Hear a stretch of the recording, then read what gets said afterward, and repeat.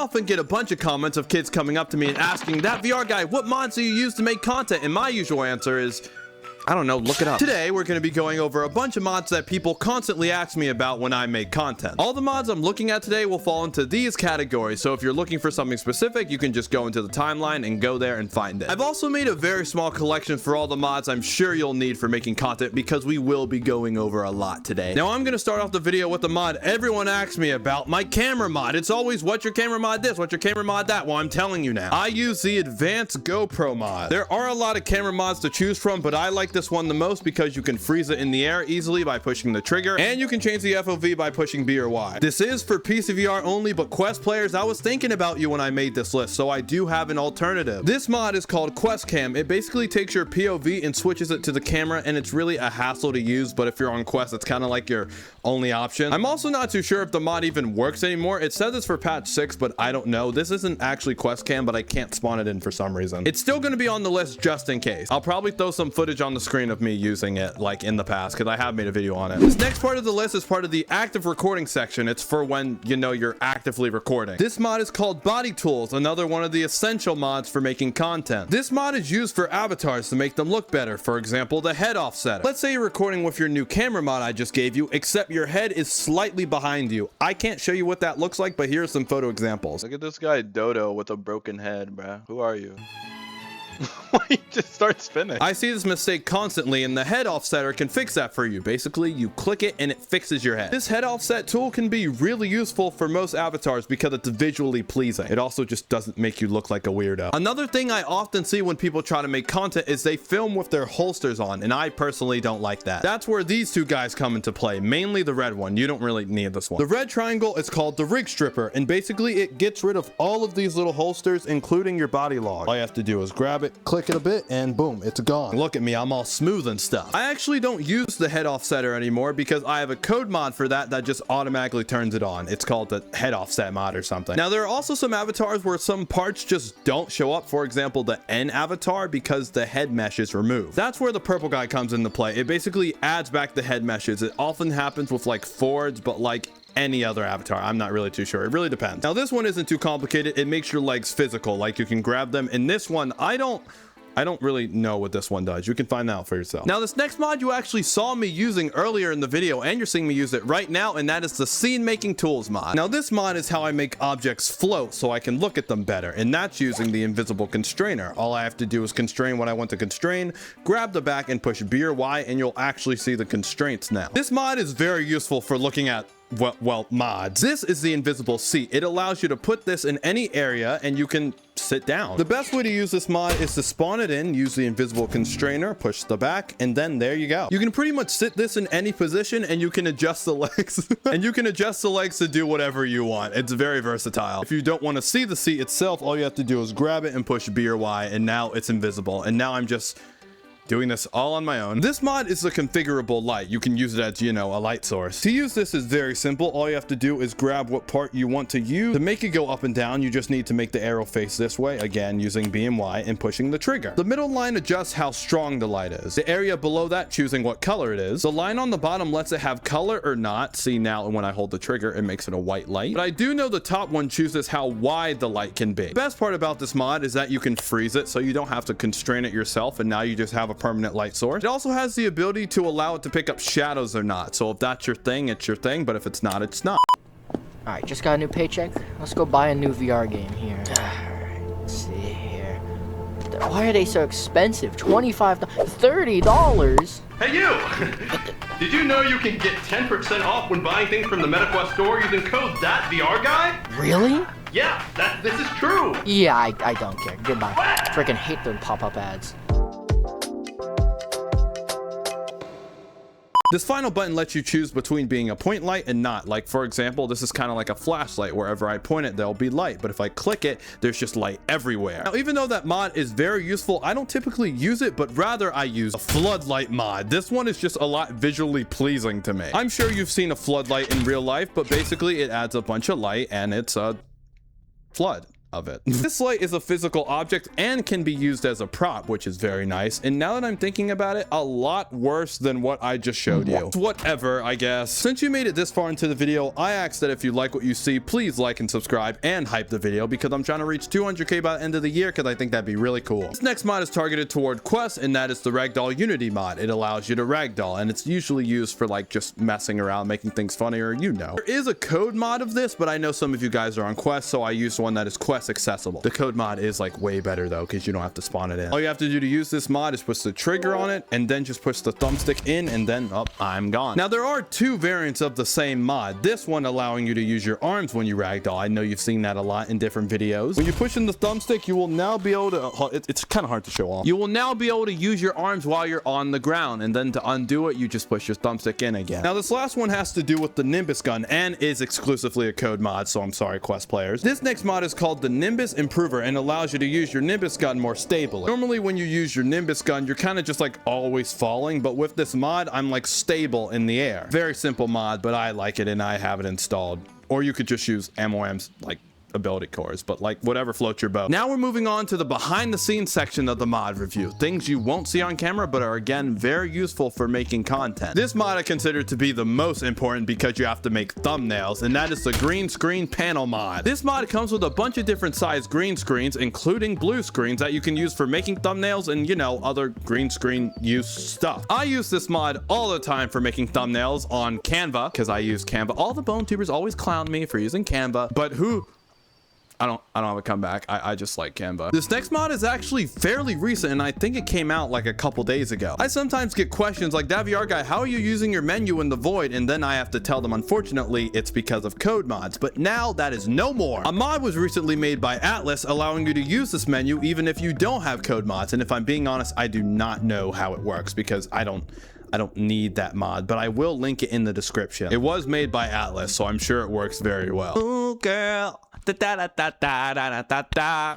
Baby, baby, da da da da da da da. Let's say you hop on BONELAB and you have a mod to review, except wait, you forgot to download it. That is where the Modomat comes into play. This mod makes it so you don't have to go all the way to void when installing mods. It's kind of its own portable thing. Speaking of portable, if you don't want to spawn in this big thing, there is a portable version of it right here. Both of the variants look the same. All you have to do is accept the chaos and then go to downloads, mod.io, subscribe to the mods you need, and then when you push download, it just downloads it, and it has this cool little animation I like about it. Train launcher. My God, when did I download that mod? This next mod is a way more compact and way more useful version of the dev manipulator. Get that out of here. This is called the gimbal gun, and it gives you a lot more control over objects you grab. Just look at that. And you can freeze them in place by pushing B or Y. It's nice and stable, nice and good, and you can do a lot with it. I don't know what, but you guys are making the content, not me. Well, no, I am. You know what I mean. This next one is a very useful mod, and it's called the ammo can. This mod, when you click the trigger, gives you every single ammo type possible. This mod also comes with a barrel that is the same thing as the can, but you can't use it infinitely, and little subsections for each, like, ammo type. You know, all I gotta do is like, yeah, okay. And it gives you, like, a lot. How do I use this? Oh, it just spawns it all. Okay, I've never actually used that before. That's sick. Now we're moving on to the map section of the video. A lot of people use Halfway Park to review mods, so I'm just going to show you some maps that you could use rather than Halfway Park. First map being the VrPlane, very much based off of the Steam menu. This place is a lot bigger than you think, like a lot. You can honestly fly around this map for ages, and I'm sure you'll still have room for whatever you plan to film in here. It also has these really nice tiles, and the lighting looks amazing. This next map is called Construct, but specifically this version. I don't really like the other variants, even though they have water. This one just feels better than me. Next map is called Jiggy, and it's not actually a map, it's a person, except there's a very specific thing you need to have to use it. Your name needs to be Dodo, my guy, because he uses him all the time. He's his little goon to make maps. Jiggy makes so many good maps that I'm very sure you've definitely played in at least one of them, like the train map or the CSGO map. I'm actually in the train map. It's very cool. We finally made it to the final chapter of the list, what I like to call the spice. It makes your videos a tad bit better, and it makes you a bit different than everyone else. Except maybe not, because I'm making this public, but still. The very first mod in the spice section is actually the microphone mod. I was using it earlier, and I do like to use it, but I don't tend to use it. so I'm passing it on to someone that might. It's a very simple mod and it's very fun to use, and I don't really see people using it except for me and Wigwam. So like, come on, you can be the next one. This next mod people do ask me about all the time, and now I'm finally talking about it, even though I already have in a short, but that's whatever, I guess. This is the cinematic tools mod. It allows you to freeze your avatar in place so you can like take cool cinematic screenshots. This mod is very useful for thumbnails and mod reviews. This is what I use it for. This mod works with just about any avatar, and it has a lot of features that come with it. It allows you to spawn in your very own camera that you can change the FOV of. I think that's really nice. Hello, it's me. I don't typically use this camera though. It allows you to turn on your hair mesh, the thing I was talking about earlier, and the clone avatar thing is what I use the most. Using these buttons, you can delete avatars, delete the last avatar just in case you're trying to do something, and how long it takes before it actually takes the screenshot. For example, if I want to get a pose ready and I need a bit more time, I'll change it to 3 seconds. I'm like, oh, and freeze. Now, as you can see, my avatar has been copied. Again, this is a code mod. Sorry, Quest users, but you can use like